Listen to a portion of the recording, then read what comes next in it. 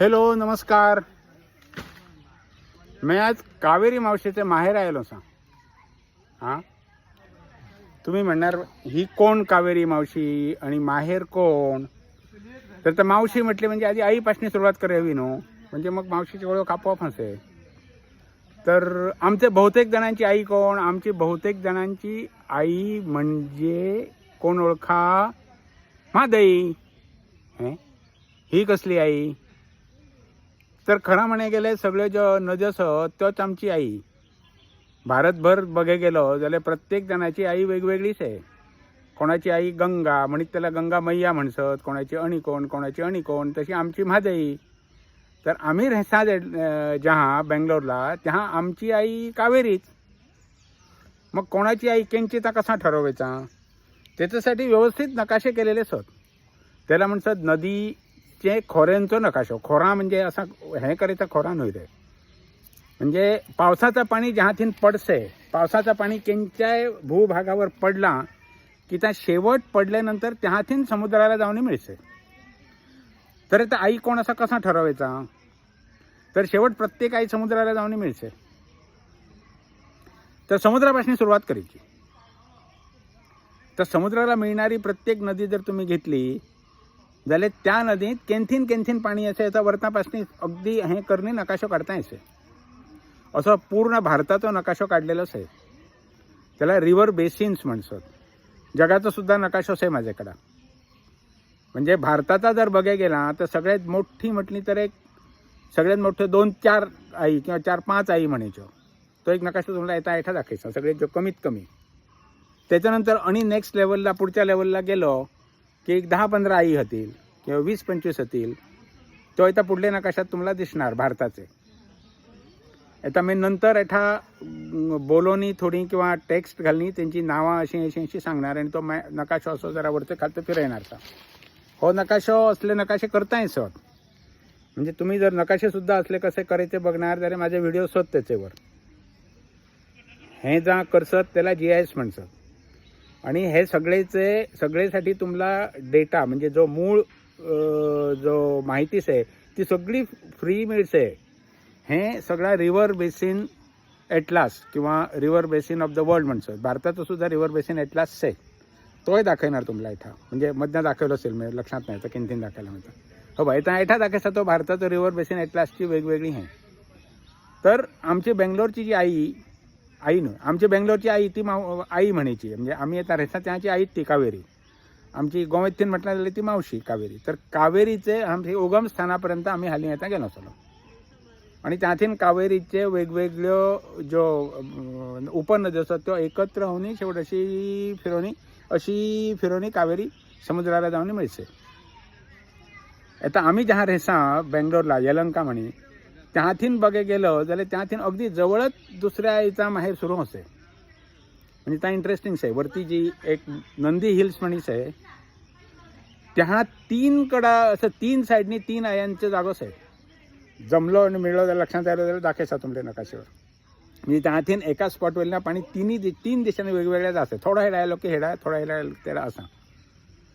तर आम्ही आता हेडा कावेरीचे उगमस्थान आणि हेडा तेडा आलो असलो. आता मी हो व्हिडिओ करता आता कुशालनगर म्हणे त्या म्हणजे हे सगळा कूर्ग एरिया म्हणतात त्याला.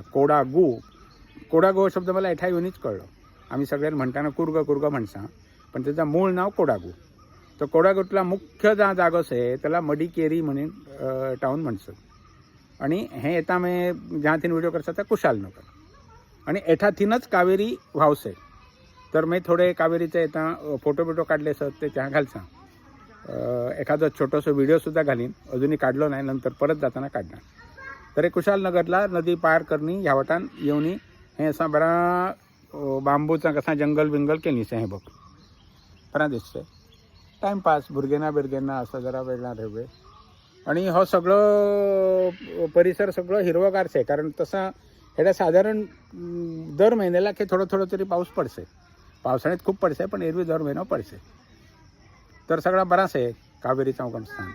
मी थोडं मग अजून डिटेल पुढा नद्यांचं वेगवेगळं आकार किंची नदी केहा मिळसे कशी जासे तर सांगणार. म्हणजे आमच्या जवळ आम्ही जहा बेंगलोरला रेसा त्या ते जवळची सगळ्यात नदी म्हणजे अर्कावती म्हणीस आहे. ती शेवट जाऊन कावेरीलाच मिळते. आणि खूप वेगवेगळ्या बारीक बारीक नदी असतात. हे बघ, हे आता कावेरी नदीचा लहानसा पात्र म्हणजे कुशाल नगरला एठा कुठीन वरतीन येस आहे ती एठा नदी तुम्हाला दाखवली. बराच आहे, थंड झाडां बिडां बरीच आहेत आणि एकंदरीत परिसर बरंच आहे. पाणी तसा स्वच्छच आहे, जास्त हे नाही, घाणबिण काय नाही. हे बघ बरा दिसतं एठा. एठा थिन मी तुम्हाला खालता दाखवायचा लोक बी घासत.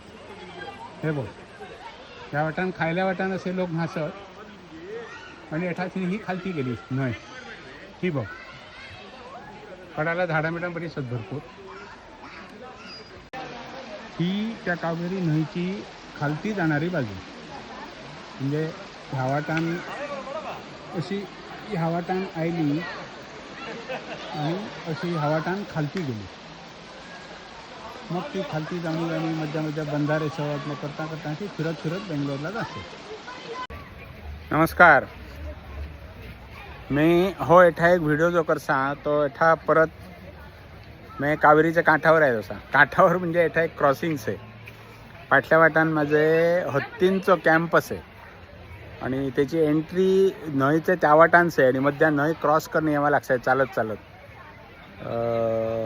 फातर सत गुंडे सत सुळसुळीत सत मातसे पण साधारण गुडघेपर्यंत पाणी मध्या मध्या असं आहे आणि चालत येवे थोडासा कठीण आहे पण बराच आहे.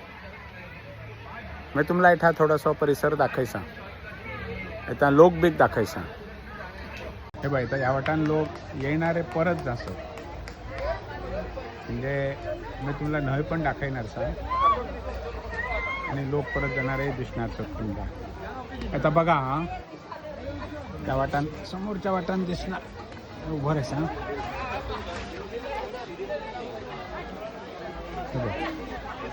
ह्या वाटान अशी वाट सगळी येते बघत राहा नदी. त्या वाटान सगळे लोक येतात.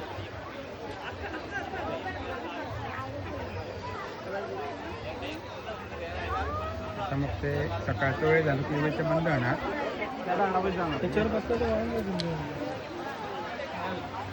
ही येवेची वाट अशी. इथं येणारे जाणारे दोन्ही लोक सर, जास्त असे जाणारे सर. बघा बरीच दगड दगड असं खडकाळ नदी सर आणि एखादी मग खालती जास्त. आणि हो तो हत्तींचं कॅम्प त्या जायवेचो रस्तो. तर इतकं व्हिडिओ पुरे आज. वेगळं व्हिडिओ आणि करीन.